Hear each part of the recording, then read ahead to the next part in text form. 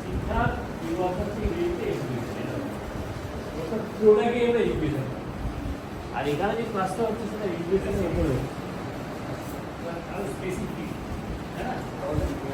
এটা একটু তখন আমাদের লেভেল হিসেবে দেখাও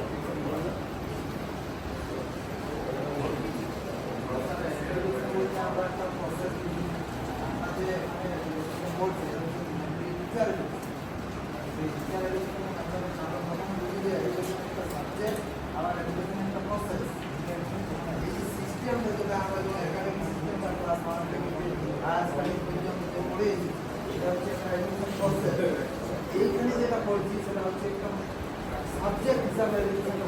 টিচার এডুকেশন করতে বা শিক্ষক আমরা শিক্ষক হিসাবে যে কী ক্রাইটেরিয়া থাকার প্রয়োজন মানে পরবর্তী ক্ষেত্রে যখন আমরা টিচিং প্রফেশনে যাবো তখন এই শিক্ষা ব্যবস্থাটাকে কীভাবে আমরা উপস্থাপন করবো যে টপিকগুলো বা কন্টেন্টগুলো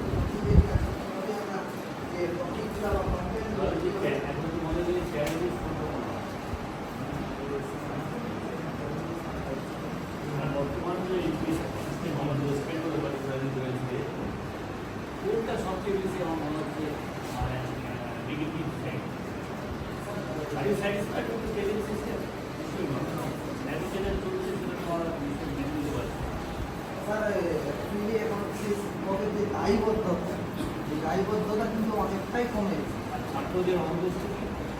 অনুপস্থিতি হিসাবে শিক্ষক ছাত্রদেরকে মোটিভেট করতে পারে বা সেখানে যদি বিভিন্ন খেলাধুলার আয়োজন করতে পারে বা সেই ওয়েতে যদি মানে টিচিংদের দেওয়ার চেষ্টা করে তাহলে অনেক সময় শিক্ষার্থী যে আগ্রহে সেই কিন্তু সেখানে আসার চেষ্টা করে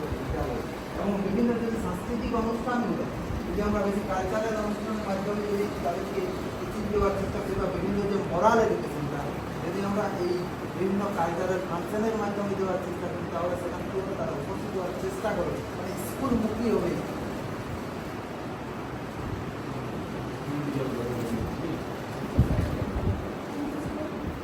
বলো শিক্ষার আমাদের প্রধান উদ্দেশ্যটা হচ্ছে কি যে সর্বাঙ্গীন বিকাশ, যেটা আমাদেরকে এখানে শেখানো হচ্ছে যে আমরা থিওরি শিখছি প্লাস প্র্যাকটিক্যাল শিখছি এবং তার সঙ্গে সঙ্গে আমাদের হাউস ওয়াইজ অ্যাক্টিভিটিসও থাকে, বিভিন্ন বাগান বগিচা থাকে, এনএসএস এর কার্যকলাপ থাকে। তাই এখানে আমাদের কি কি শেখানো হয় আমরা যাতে বহু শিক্ষক যখন হতে পারবো আমরা শুধুমাত্র যে জ্ঞানমূলক দক্ষতাটার বিকাশ ঘটাবো সেটা নয়, তার সঙ্গে সঙ্গে আদার্স যে সমস্ত অ্যাক্টিভিটিস থাকে সমস্ত কিছু নিয়ে যদি আমরা তাদেরকে চলতে পারি তখনই হবে কি মানে ডিফারেন্ট টাইপ অফ স্টুডেন্টস থাকে। তো কিছুজন হয়তো পড়াশোনা ভালোবাসে, কিছুজন খেলাধুলো ভালোবাসে, এবারে যারা পড়াশোনায় ভালোবাসছে হয়তো ফার্স্ট সেকেন্ড থার্ড হচ্ছে, কিন্তু যারা খেলাধুলো ভালোবাসছে তারাও কিন্তু একটা পজিশনে আসবে। তো এই সমস্ত জিনিসটা নিয়ে যদি আমরা পড়াতে পারি শিক্ষার্থীদেরকে তাদের কিন্তু বিনম্রতা বোধটাও করবে এবং একত্রিতভাবে যে হয়তো নলেজে ভালো কেউ খেলাধুলায় ভালো তাদের কাছে একে অপরের যে তারা কি কি জানলো সেগুলো যদি একটা একটা স্টুডেন্টকে তারা নিজেদের মতাদর্শটা কি হয় বলতে থাকে সেক্ষেত্রে কিন্তু অনেক সুবিধা হয়। কারণ একটা জিনিস আমরা জানি যে শিক্ষার্থীরা শিক্ষক মহাশয় বা শিক্ষিকা মহাশয়ের কাছে অনেক সময় কোশ্চেন করতে পারে কিন্তু বন্ধুর কাছ থেকে অনেক বেশি শোনে। হ্যাঁ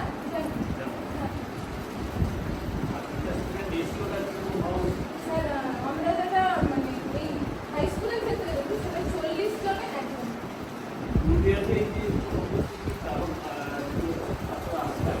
স্যার এই যে বললাম যে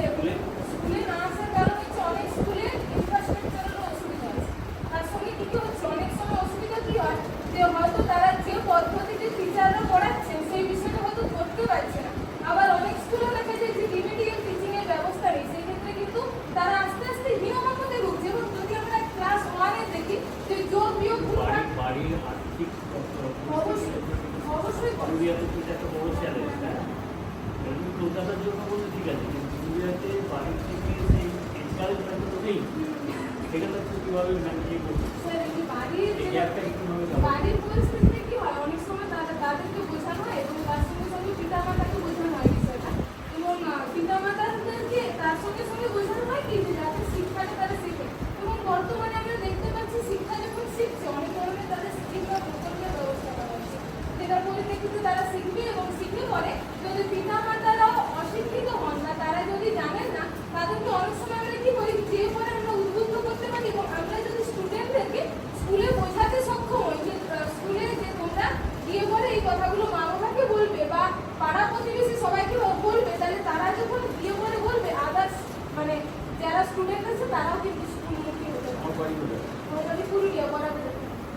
নামের যে